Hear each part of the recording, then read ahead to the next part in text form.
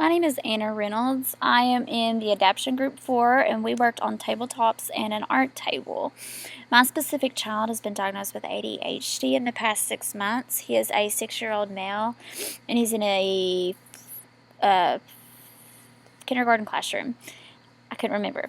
He has been recently diagnosed with ADHD, but his parents are still seeking opinions on medication. As noted in one of my annotated bibliography articles, it says that children who are placed on ADHD medicine, who do take ADHD medicine as a young age, the longer they take it, they are more likely to be addicted to drugs. And so in his family, there is someone who is currently addicted to medication, and so they want to make sure that they take all precautions to prevent this, but to still meet his needs. And so they are looking for answers for that.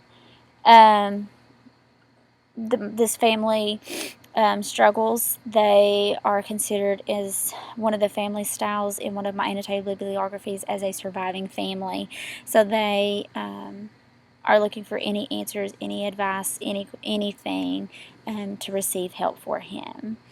In our classroom, the modifications that we made, and I'm going to list some of them even they don't pertain to my child, but there is a wheelchair. This doesn't pertain to my child, but there is a child that does need this.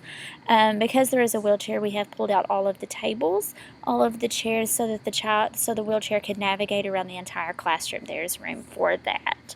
The tables and the chairs that we have are lowered. There's a child with dwarfism. This is also good for my child because his feet can touch the floor.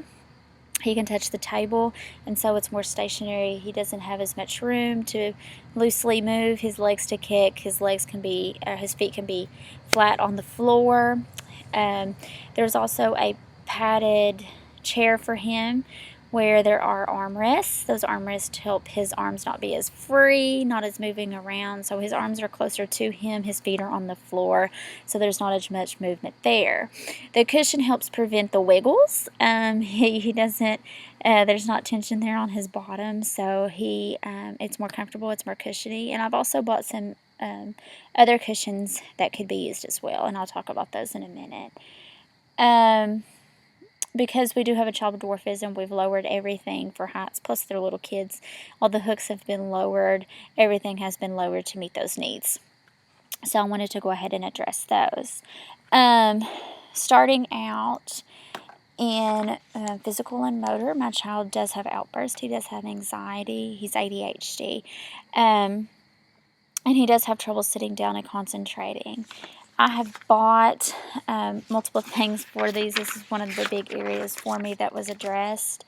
I did look at getting a cushion that could also be used for balancing. This could be used maybe for him to sit on, but also to balance, help use some of that stimuli for that.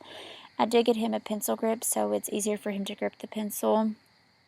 It's easier for him to hold on to. It keeps his fingers latched to it. It helps prevent movement and that kind of thing with ADHD. I also bought some squishy balls, and these can be used to be put in his desk, to be taken home, those kind of things to kind of get some of that stimuli out, get some of that tension out. Maybe whenever he's experiencing some anxiety issues, he can use those for that as well. I also bought a weighted vest. This weighted vest could be used to put on him whenever he was having an outburst, whenever he couldn't sit still at his desk, whenever he felt anxiety. But this vest puts that weight on it, keeps him down, helps prevent some movement, some hyperactivity movements. I also bought another inflatable. It's a wedge seat. It's a cushion. It's a wedge, but it's a cushion. This can be used on the carpet. These are very good for Ed. It helps them be more still on the carpet. And we also have a carpet I put a carpet in the classroom because this way, I forgot to add this for modifications, so that the kids don't have to be sitting in the chair all the time. They can move from one place to another. So I did do that as well. And of course, we got lower tables. Those are included as well. We also did, and these, since we do have an art room, there's quite a bit in this area of art stuff, so I'm going to list those because this was our section. We did get some puzzles that can be used. They're easy grip. They're easier to hold on to. These can be used for social things as well. Also some problem solving, help use his brain, keep it going. There are also some puzzles for him to put together. These are chunky puzzles, so they're easier to hold on to. We did get some chubbier crowns. They'll be easier to hold on to as well. The dot markers, some stamps, a dry erase table, which he can use. For many, you can use for everything, but he can use to draw on with a dry erase marker. It can also be used as the art table as well. We also did get a weighted writing brace for right-handed, which he is right-handed. This can help keep his hands steady, help him keep his arm down, his hands not be flying, up. He can keep his hand down and be writing. So that will also help with his handwriting as well. We did get some link blocks. These are good for fine motor skills, putting together, taking apart, navigating where it goes as well. Of course, we got some scissors. We got some bead kits. We got a cookie thief game, which could be used in multiple different areas for this child. But this game can be used in art because they do make their own cookies. So he is manipulating, placing things, how he wants them, those kinds of things. And then we have an iPad. An iPad goes in every domain, but in this domain, it can be used for handwriting skills. There's all kinds of free apps. So this is a free modification that is there that you can use. So that will be used for that as well. And then, of course, Play-Doh and paint brushes, finger paint, and then easel sheets to use as well. These can all be used in the Art Center. This Art Center can be used as a way for them to work out some stimuli. In an art center, you have, from finger paint to clay. You can also use academic skills there too. For spelling words, you could have them roll out the spelling words, make the words with paint or Play-Doh, whatever you would like to do. My child also, he does have problems in the adaptive and self-help skills. He does require a behavior plan, which I purchased a magnetic responsibility kit, and there's a behavior management plan involved with that kit. And what this kit can do to help him is it is a behavior plan. So, and based on this, he does have a personal behavior plan. So he is considered to be in Tier 3, which is noted in one of my articles. And let me find the name of it. It's right here. It's ADHD and Adaptability, the Roles of Cognitive, Behavioral, and Emotional Regulation. And he is in Tier 3 because he does have a personal behavior plan. This behavior plan does carry on at home. There's reinforces at home and at school. And so this behavior chart just allows him to have a specific behavior plan that addresses his needs, such as having to be prompted, having to get him to complete tasks, to stay on task. We also, of course, could use an Apple iPad. Since he does have a behavior plan, he does earn reinforcers such as iPad time at the end of the day. So this can be used for that as well as for models of good behavior and those things. And, of course, the iPad goes in this section as well. In the area of cognition, my child right now is on level, but he still continues to struggle. He requires multiple prompting, reinforcers all the time. So this will become more of a problem as he does move up because independence is a huge thing the higher you go up. But being so small, it is an issue, but it's not as bad. Something in cognition that I did purchase to help with this is a timer, and it does have the red so he can see how much time he actually has left, and this may help cut down on prompts, help keep him on task, and help him see, oh my gosh, I just have a minute, I've got to get this finished. And of course an iPad could go in this area as well. You can get lots of apps to address cognition and math and reading in that kind of area. And one of the articles that I actually have that's in my annotated bibliography, it does say that children with ADHD, it does negatively impact their education in reading and math. There is negative findings there. And that was in my Attention Deficit Hyperactivity Disorder in the Early Years, Diagnostic Issues and Educational Relevance article. And so there is research shown that people with ADHD does struggle with reading and math and cognitive abilities. So as being a teacher that's teaching mainly reading and early math skills, you want to make sure that you hit all of those foundational skills. So you really want to make sure that you try to keep them on task as much as possible and get their activities done.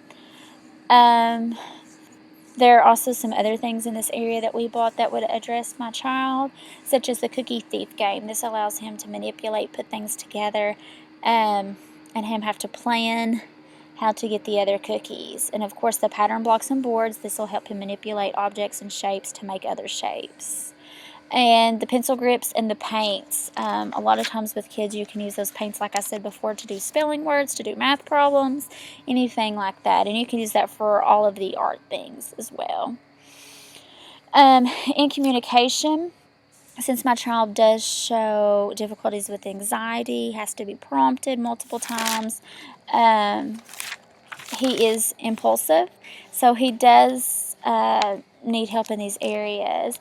One thing is the cookie thief game. This cookie thief game can be used with a group and help him learn to take turns, that he has to wait his turn, so it addresses those areas.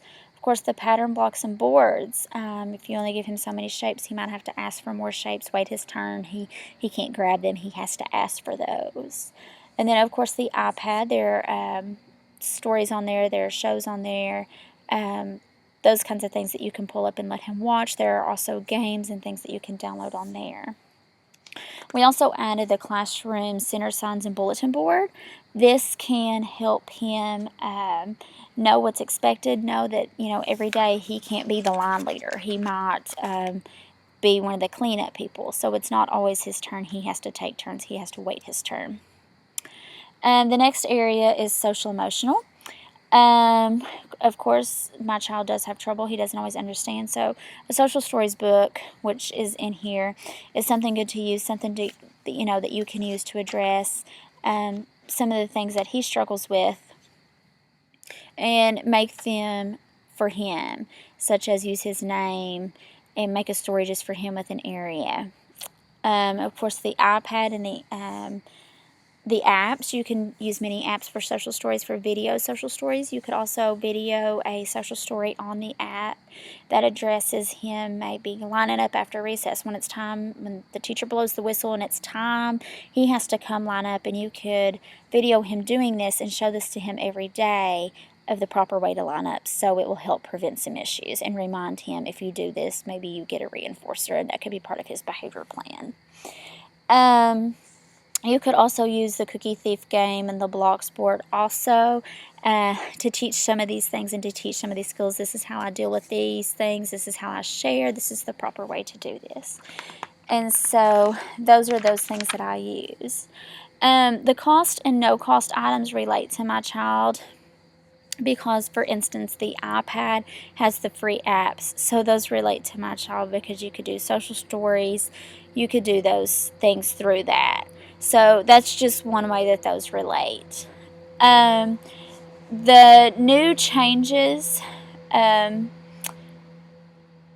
relate to the other peers because my child requires extra prompting. He requires a seat that lets his feet be on the ground. He requires maybe padding seats so he isn't up and down. This will help the other children be able to concentrate, be able to focus more. And so also the fidget toys, I'm just thinking off the top of my head, will help him relate. Also with the social stories, it'll teach him the proper way of how to act, how to react in class. These are just a few things of how that these will help benefit the child, help the child succeed in the classroom, and help the other children have a learning environment as well. So I think that's it. Thanks.